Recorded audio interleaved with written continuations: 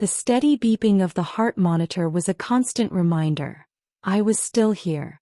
The 4 dripped slowly into my arm as I stared at the hospital ceiling, trying to ignore the dull ache from my surgery. My body was healing, but my mind refused to rest.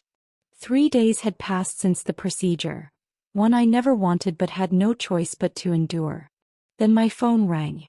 I glanced at the screen. I hesitated. We weren't close. Not anymore. I had learned long ago that my father, Greg, only called when he needed something. And I wasn't in the mood for whatever excuse he had this time. But something in me, some old habit, told me to pick up. "Hey kiddo," he said, voice unnaturally casual. "How are you feeling?" I closed my eyes.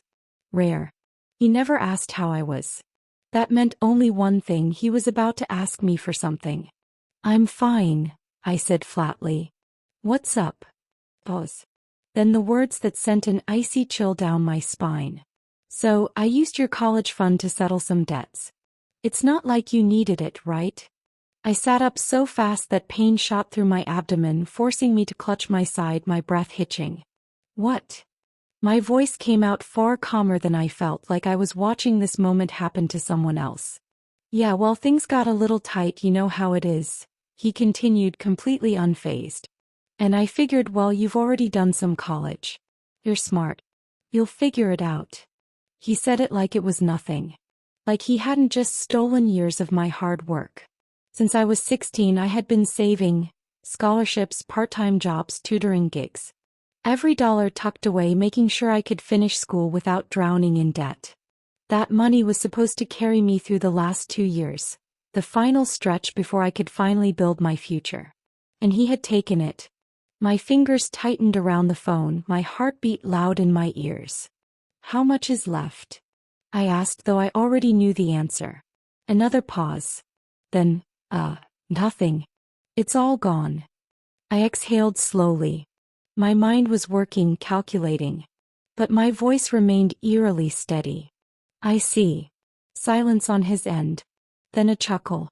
"That's my girl, always practical. Look, no point getting upset. What's done is done, right? It's not like you can get it back, so might as well move on." Move on. I looked around my sterile hospital room. The 4 in my arm. The bruises from the endless needles. That college fund wasn't just tuition. It was my independence. My escape. And he had stolen it as casually as if he had borrowed my car without asking. "Good luck with that," I said simply. He laughed. "See? That's the attitude. I knew you'd understand. Anyway, gotta run. Meeting some friends for drinks. We'll catch up when you're out, yeah?" And then he hung up. I stared at the phone in my hand. The room was suddenly too quiet. The weight of what had just happened settled over me like a heavy blanket. I should have been crying, panicking. But I wasn't. Because I knew something my father didn't. I wasn't a little girl anymore.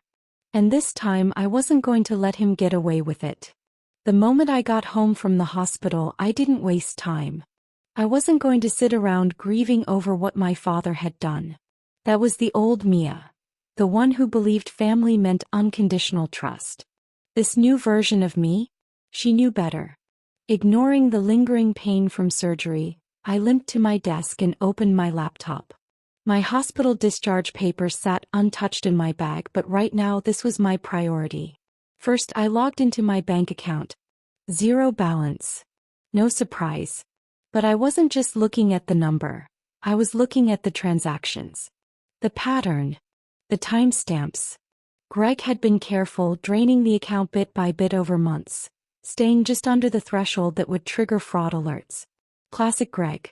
Always knew how to just stay under the radar.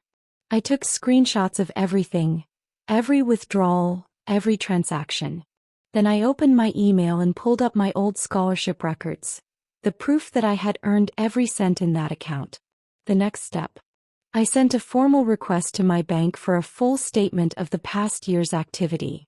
Because Greg had made one critical mistake. Yes, he was a co-signer on the account. But the money? That had always been mine. And if there was one thing banks and courts didn't like, it was evidence of financial abuse. I could almost hear his voice in my head. It's just money, kiddo. No need to get all worked up. Oh, Dad. It wasn't just money. It was my future. And he had no idea what was coming next. Greg thought he had won. But he had forgotten something. He didn't know everything. Because I had always been careful. Always prepared. While my main account was gone, I had other accounts. Ones he didn't know about. A backup plan. Because when you grow up with a father like Greg, you learn early. Never trust, never rely, always prepare. I transferred my remaining savings into a new account. One completely in my name at a different bank. I changed every password, set up two-factor authentication, and closed every loophole he might have exploited. By the time I was done, my finances were completely out of his reach. And that was only the beginning. Because Greg? He was predictable. And I was counting on that. 3 days later my phone rang again. "Hey, sweetheart," he said as if nothing had happened. "You settled in okay?" I played along. "Yeah, feeling better." "What's up?" He sighed dramatically. "Well, things have been a little tight. That college fund, it wasn't enough to cover everything, you know." I clenched my teeth. $50,000. Gone in weeks. I had to stop myself from laughing. He was pathetic. But I kept my voice even. "I see. So, what do you need?" A slight pause. Then he cleared his throat. "Well, you're always so good with money. You wouldn't happen to have any other accounts, would you? Just something small to help your old man out." There it was. My father had stolen from me. Lied to me. Betrayed me. And now, he was already coming back for more. I let the silence stretch. Let him sweat. Then I spoke. "I don't know, Dad. Maybe we should talk about this in person." I could hear the relief in his voice. "That's my girl. Let's sit down, just you and me. No need to get anyone else involved, right?" I smiled. "Right. But you really think I'm going to let you walk away from this?" This wasn't just about money anymore. It was about consequences. And for the first time in his life, Greg was about to face them. I tilted my head. "You called me here because you need money?" His smile faltered for half a second before he quickly forced it back into place. "I mean, yeah, things are a little tight. I figured since you're so responsible, maybe you've got a little set aside." I folded my hands on the table. "You mean like a college fund?" His eyes flickered, but he forced out a laugh. "Sweetheart, don't be like that. I told you, what's done is done. No point dwelling on the past. No use dwelling." He had robbed me, and now with that same effortless charm he expected me to hand over even more. I let the silence stretch. I had learned that silence made him nervous. Finally I sighed. "You know, Dad, I actually do have some money saved." His entire posture shifted, shoulders relaxing, eyes lighting up. "That's my girl," he said, reaching across the table as if we were on the same team. "See? I knew you'd understand. Just a little loan, I'll pay you back." Just like he had promised when he drained my college fund. I leaned forward slightly. "I just have one question." He nodded eagerly. "Of course, anything." I smiled, my voice calm. "Why don't you just use the money from your secret account?" His entire body went still. For the first time since I walked in, Greg looked genuinely afraid.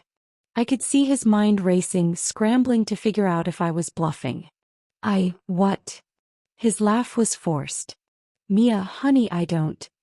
I pulled out my phone and placed it on the table, screen facing up. "I know about the account in your name. The one you didn't think I'd find." His expression twisted into something ugly, but I wasn't done.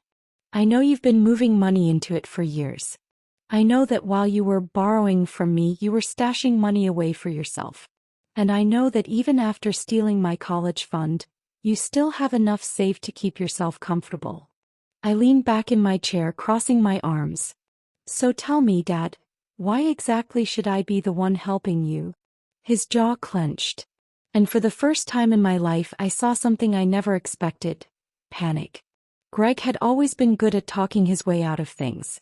He had convinced people to lend him money, to forgive debts, to turn a blind eye to his behavior. But he had never prepared for this, for me being the one holding the cards. His voice dropped. "How did you find out?" I smiled.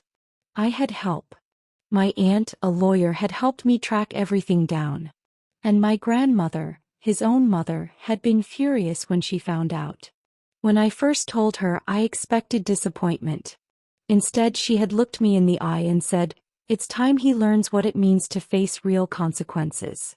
And that was exactly what was happening now." Greg's hand clenched around his coffee cup, his mask slipping. "Mia, listen." I held up a hand. "No, you listen." I tapped my phone screen, showing him the open email draft, addressed to my bank. A draft detailing his financial abuse. His face turned pale. Kept my voice even. "You have two options. 1, you pay back every single cent you stole from me. I don't care if it takes years. I want it all back." Greg swallowed. And the second option?" I tilted my head. "I press charges. Fraud. Financial abuse. And once I report you, the IRS is going to take a very close look at your finances, including that secret account of yours." The color drained from his face. Because he knew. He knew this wasn't just about losing money. He was staring down the possibility of prison time. Greg had always thought he was untouchable, that he could lie and manipulate his way out of anything. But this time he had finally picked the wrong person to steal from. I picked up my coffee, took a slow sip, and met his eyes. "So what's it going to be, Dad?" For the first time in his life, Greg had no words. And I had never felt more powerful. He didn't answer right away. He just sat there, gripping his coffee cup like it was the only thing keeping him grounded. I watched his jaw tighten, his nostrils flare. He was angry, angrier than I had ever seen him. But it wasn't the anger of an innocent man. It was the anger of someone who had just realized he had lost control. "You wouldn't do that," he finally said, voice low. I raised an eyebrow. "Wouldn't I?" He let out a forced laugh, shaking his head. "Mia, sweetheart, this is family. You don't go around threatening your own father." I stared at him, expression blank. "You stole my future. You don't get to talk to me about family." The words hit their mark. His smirk faltered, but only for a second. Greg was a survivor.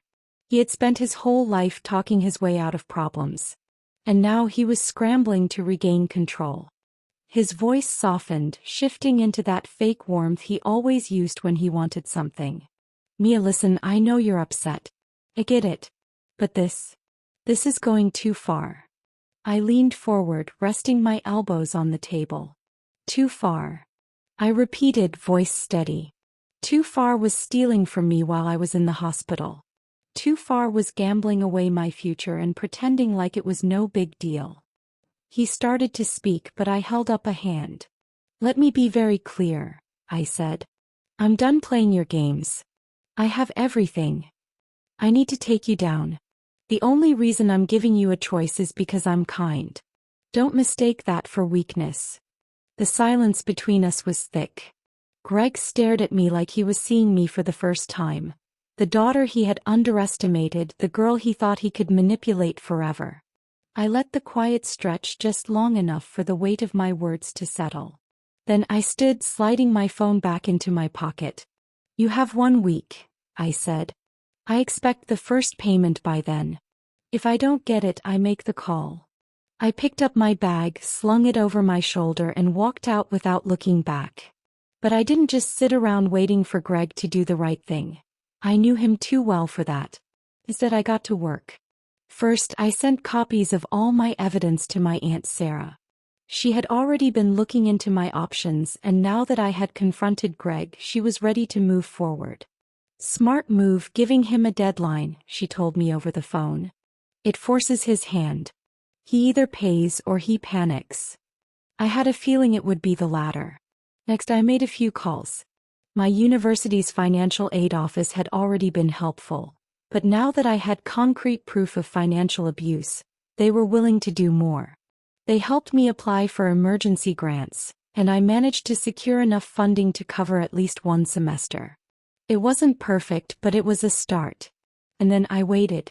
Greg lasted exactly 5 days before the calls started. At first they were casual. Day 5, 10:14 a.m. Hey kiddo. Just checking in. Hope you're doing okay.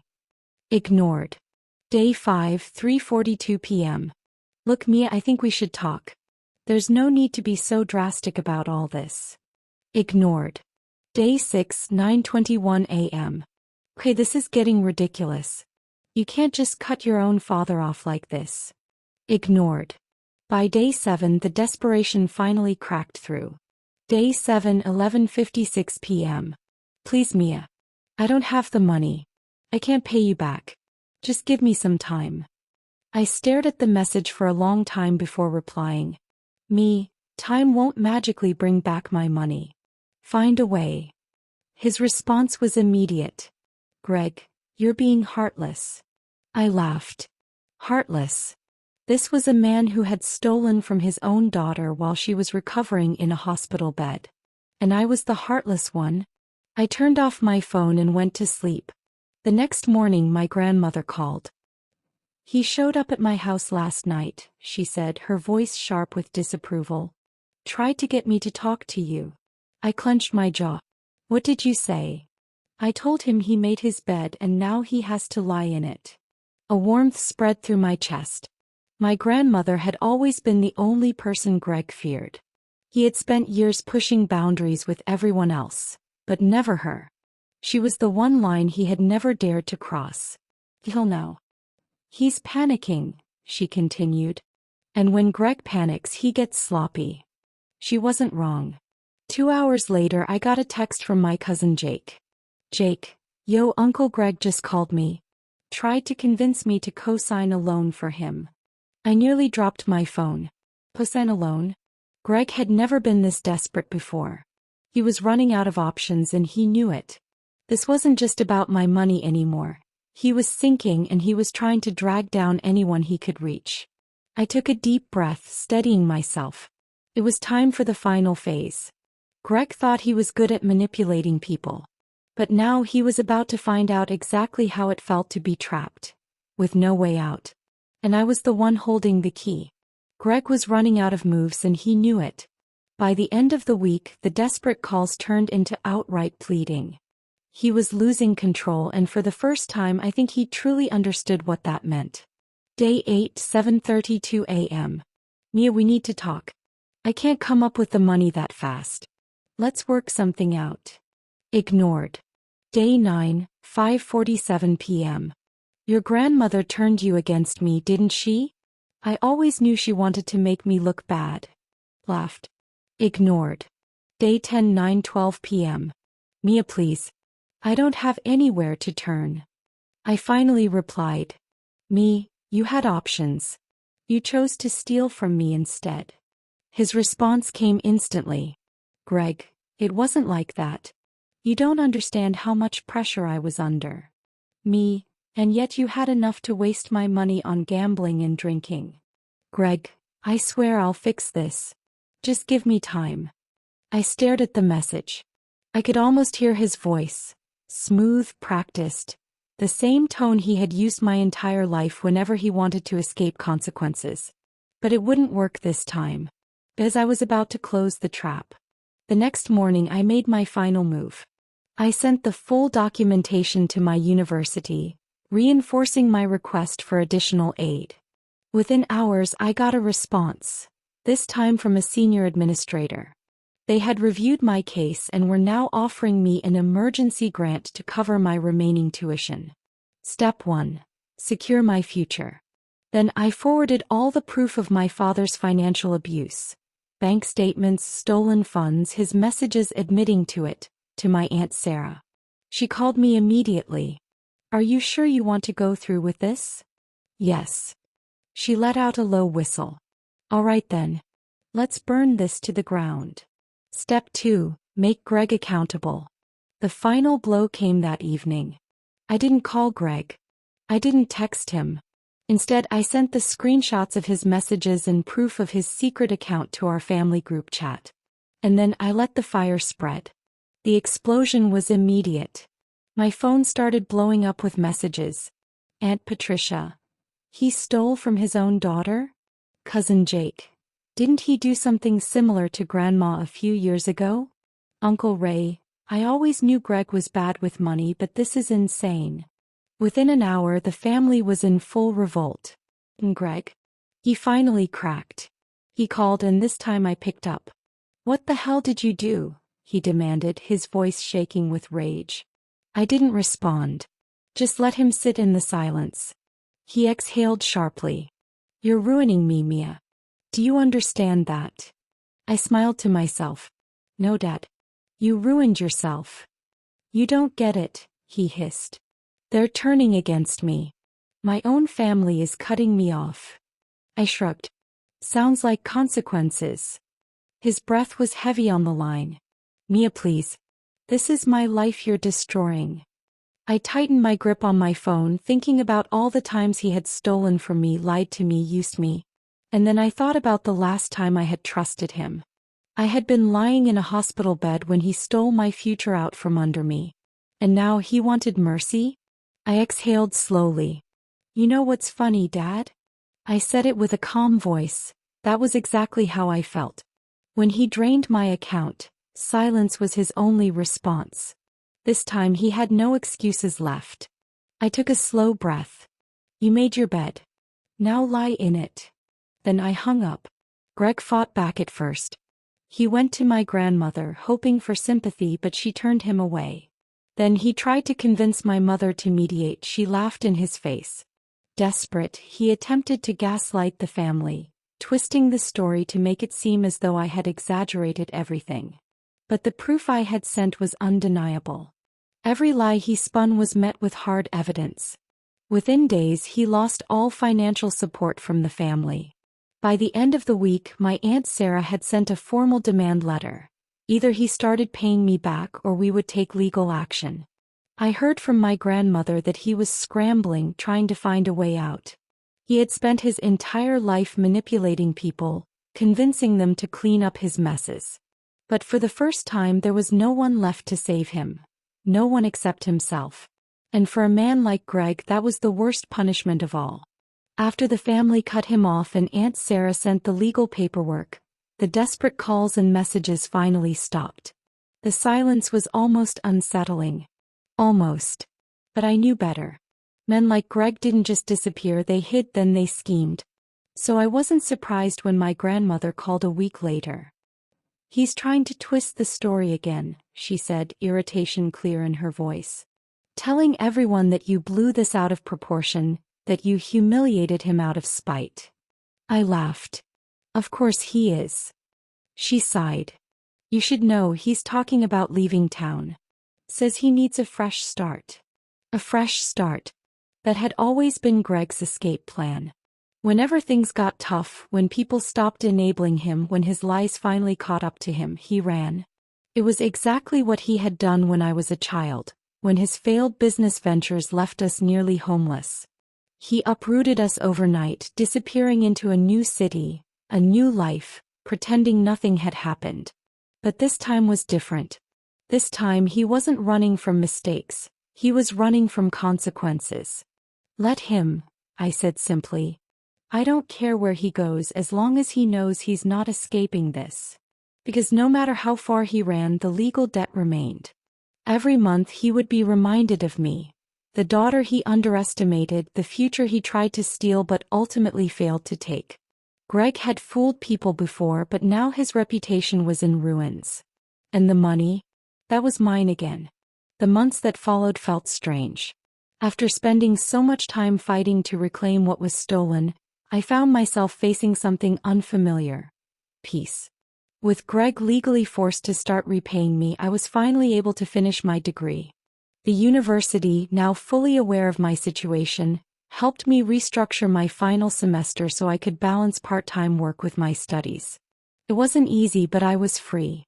And that made every long night, every extra shift, every moment of exhaustion worth it.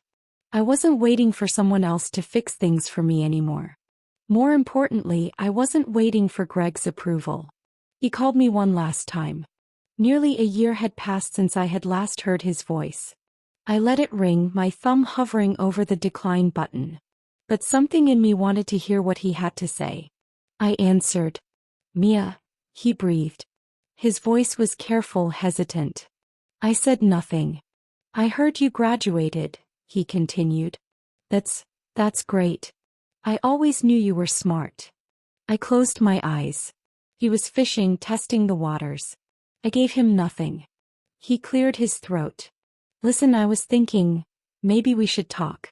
Clear the air. I mean, we're still family, right? I exhaled, shaking my head. He hadn't changed. Greg wasn't apologizing. He was just waiting to see if I had forgotten, if I had softened, if I had left the door open for him to slither back in. I finally spoke, my voice calm. No, Dad. We're not. Silence. Then the anger crept into his voice. Oh, so that's it? You get your little revenge and now you think you're better than me? I smiled. No, I just don't need you anymore. I hung up. And this time I knew he wouldn't call again. A few weeks later, I received a letter in the mail. It was from my grandmother. Inside was a note, written in her sharp, elegant handwriting. I want you to know how proud I am of you. You didn't just fight back. You built something stronger from it.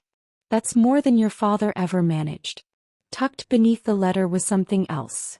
A small, folded piece of paper. I opened it and felt my breath catch. It was a check from her, for the exact amount Greg had stolen. I immediately picked up the phone. Grandma, I can't take this. Yes, you can, she said firmly. And you will. But. No buts, Mia. You already earned that money once. This isn't charity. It's me making things right. Tears burned at my eyes. She sighed. I don't want his theft to define you, sweetheart. I want you to move forward without that weight. I swallowed hard. Thank you. She chuckled. Don't thank me. Just promise me one thing. Anything. She hesitated for a moment, then softly said, Promise me you'll never let anyone, family or not, take advantage of you again. I closed my eyes, her words sinking deep into my heart. I promise. And this time I knew it was a promise I would never break. Greg lost everything. The family cut him off permanently. His reputation was in ruins. And every single month he was reminded that I was no longer his safety net. I, on the other hand, thrived. I built a life without him.